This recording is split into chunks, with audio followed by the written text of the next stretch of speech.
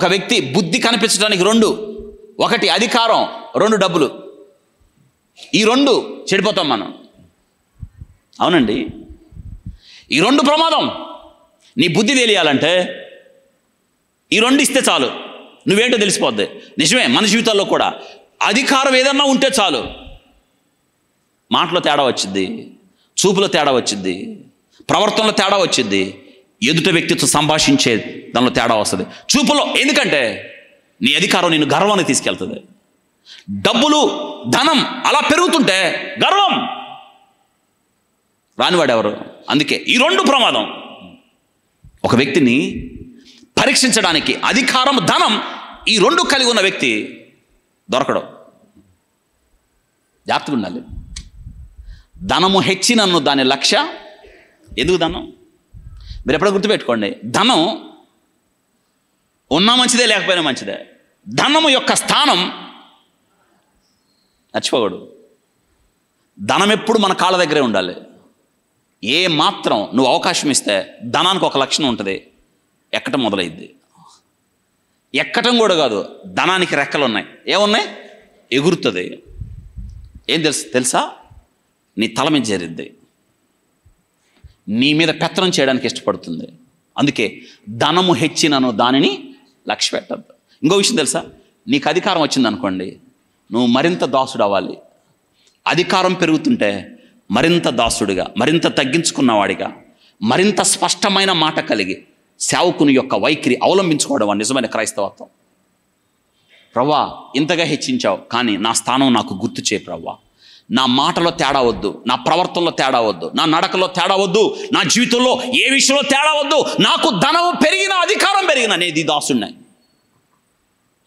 ఎంతమంది అయితే ఇలా అనుకుంటారో వాళ్ళ జీవితాలు ధన్యం. వింటున్నారు? కానీ మనం మారిపోతామండి. గర్విస్తాం, మనం అతిశయిస్తాం, మన గొప్పతనంగా అంటాం. దేవుని పక్కన పెట్టి నేను అన్న స్థాయికి వెళ్తాం. అందుకే ఇహలోకమందు ధనవంతులైన వారు గర్విష్ఠులు కాక, అస్థిర ధనము యందు నమ్మికుంచక, మనకు సుఖముగా నెమ్మదిగా బ్రతుకు నిమిత్తం సమస్తమును ధారాళంగా అనుగ్రహించిన దేవుని యందు నమ్మికుంచాలి అని పౌలు గారు ఎవరికి రాస్తున్నాడు? తిమోతికి రాస్తున్నాడు. అంటే చూడండి, ఇహలోకమందు ధనవంతులైన వారు ఏం కాక, గర్విష్ఠులు కాక. అంటే ధనవంతులు ఏమవుతారని అర్థం. కానివాడెవరు? ధనము యొక్క స్థానం ఇదే.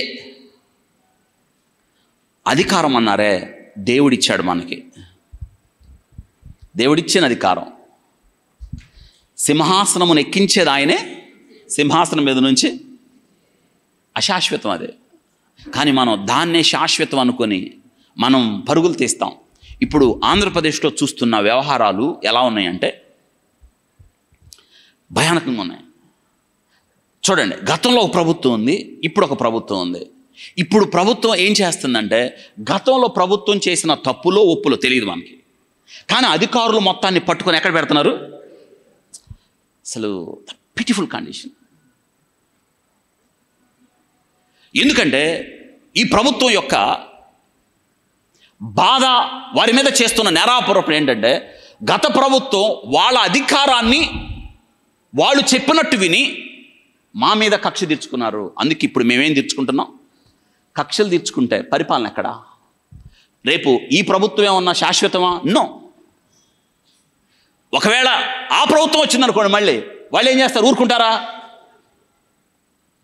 పేదవాడికి పరిపాలన ఎక్కడ? నీకు పెన్షన్ ఎట్టా కదా? మన పెన్షన్ గోల మంది వచ్చిందా లేదా? పెన్షన్ గురించి ఆలోచించే సమయం కాదు, పరిపాలన గురించి ఆలోచించాలి. నీతి న్యాయాలు కావాల్సిన పరిపాలన. అందుకే మనం నెమ్మదిగా సుఖముగా బ్రతుకు నిమిత్తం, చెప్పండి, పూర్తి చేయండి. ఎవరి కోసం ప్రార్థన చేయాలి? రాజుల కోసం, అధికారుల కోసం, అందరి కోసం ప్రార్థన చేయాలి.